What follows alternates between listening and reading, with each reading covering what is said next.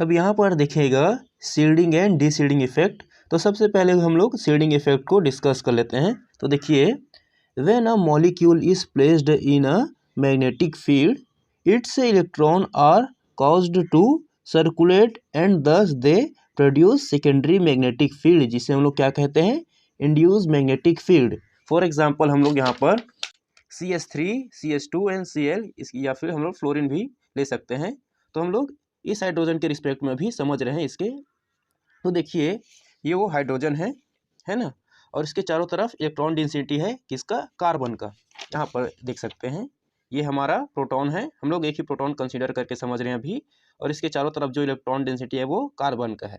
ठीक है, अब देखिए, अब ये क्या कह रहा है कि मैग्नेटिक फील्ड में इसे रखने पर ये जो इलेक्ट्रॉन है वो सर्कुलेट होने लगते हैं। तो ये इलेक्ट्रॉन सर्कुलेट होने लग गया यहाँ पर। तो इसके सर्कुलेशन से क्या जनरेट होता है, इंड्यूस मैग्नेटिक फील्ड, है ना, ये इसका सर्कुलेशन का पाथ है। तो इंड्यूस मैग्नेटिक फील्ड कुछ इस डायरेक्शन में ये जनरेट होता है। अब ये जो जनरेट हुआ है इंड्यूस मैग्नेटिक फील्ड, ये एक्सटर्नल मैग्नेटिक फील्ड को अपोज करने लग जाता है। अब इससे होगा क्या, क्योंकि ये एक्सटर्नल मैग्नेटिक फील्ड है और ये इंड्यूस मैग्नेटिक फील्ड और ये एक दूसरे को अपोज कर रहा है, तो जो एक्सटर्नल मैग्नेटिक फील्ड है वो हमारे न्यूक्लियाई को अफेक्ट नहीं कर पाएगा। इससे होगा क्या, तो देखिए, ये क्या है, हमारा एक्सटर्नल मैग्नेटिक फील्ड है और यहाँ जो जनरेट हुआ क्या है, वो इंड्यूस मैग्नेटिक फील्ड है ना, ये एक दूसरे को अपोज कर रहा है।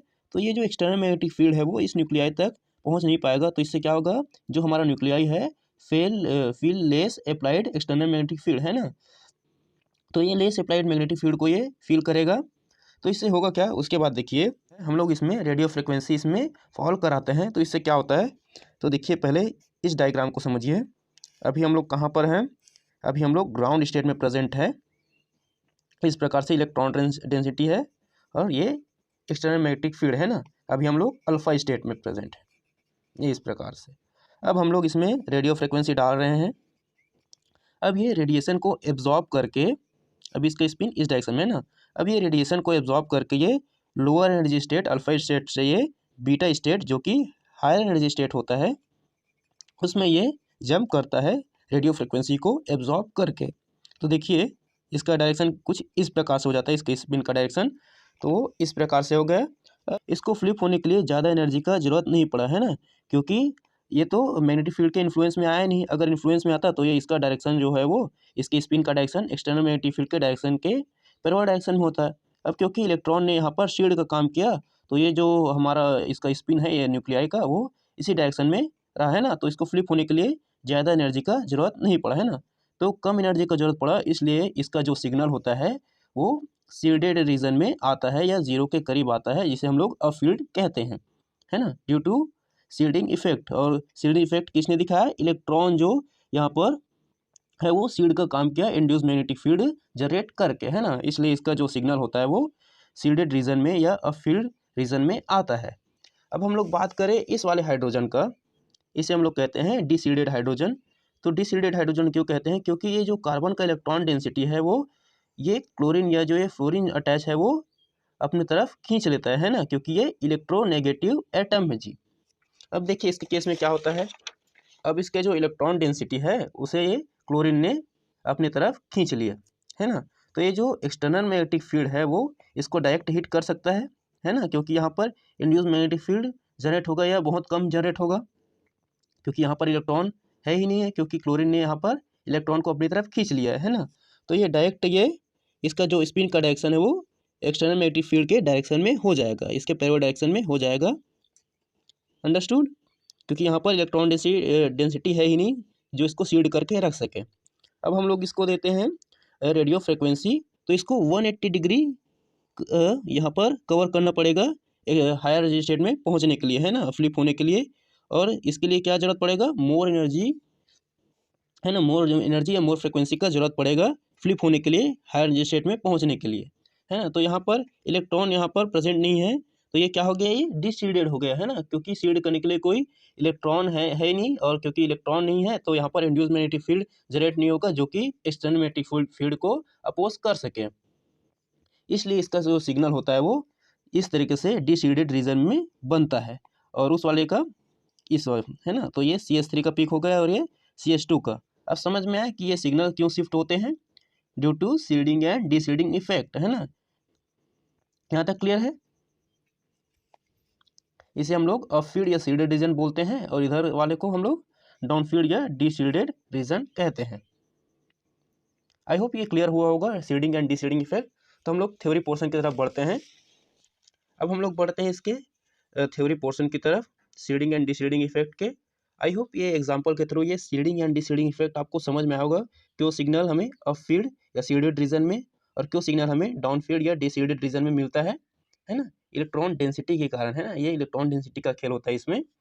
अब यहाँ पर ध्यान दीजिए, ये इसका थ्योरी पोर्शन है शील्डिंग इफेक्ट का।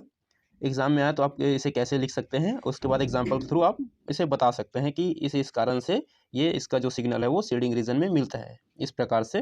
तो देखिए, when a molecule is placed in a magnetic field, its electron are caused to circulate and thus they produce secondary magnetic field, जिसे हम लोग इंड्यूस मैग्नेटिक फील्ड कहते हैं।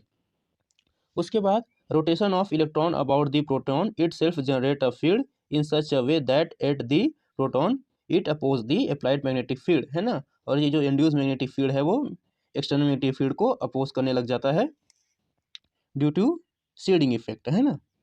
Thus field felt by the proton is diminished and thus the proton is said to be shielded and this effect is called shielding effect, है ना।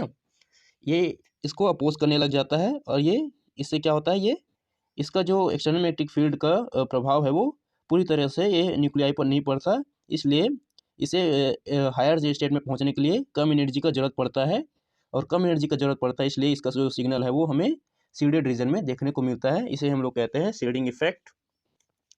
यहाँ तक clear है। अब देखिए, because the proton experience lower external magnetic field it need a lower frequency, है ना, क्योंकि अब यहाँ पर ये लो एक्सटर्नल मैग्नेटिक फील्ड को ये फील कर रहा है हमारा न्यूक्लियाई, तो लोअर फ्रिक्वेंसी का जरूरत पड़ता है to achieve resonance and therefore the chemical shift of field या फिर लोअर पीपीएम, है ना। ये जो स्केल होता है वो पीपीएम में ही होता है, डेल्टा स्केल हो या tau scale, 0 ppm 1 ppm 2 ppm इस तरीके से। तो ये लोअर पीपीएम या फील्ड में सिग्नल मिलता है शील्डिंग इफेक्ट के कारण से। इतना चीज़ क्लियर हुआ। अब देखिए, अब यहाँ पर ध्यान दीजिए, but if the induce magnetic field reinforce the applied magnetic field, है ना। तो यहाँ पर उल्टा, यहाँ जो इंड्यूस मैग्नेटिक फील्ड जो जनरेट हुआ है वो एक्सटर्नल मैग्नेटिक फील्ड को ये रेनफोर्स कर रहा है, अपोज करने के बजाय, है ना, यहाँ पर रेनफोर्स कर रहा है। तो इससे क्या होगा, जो हमारा न्यूक्लियाई है इस पर जो एक्सटर्नल मैग्नेटिक फील्ड है, ये अप्लाइड मैग्नेटिक फील्ड है, वो डायरेक्ट ये इम्पैक्ट डालेगा न्यूक्लियाई पर। अब इससे क्या होगा, न्यूक्लियाई का जो स्पिन का डायरेक्शन है वो एक्सटर्नल मैग्नेटिक फील्ड या अप्लाइड मैग्नेटिक फील्ड के पैरेलल डायरेक्शन में हो जाएगा।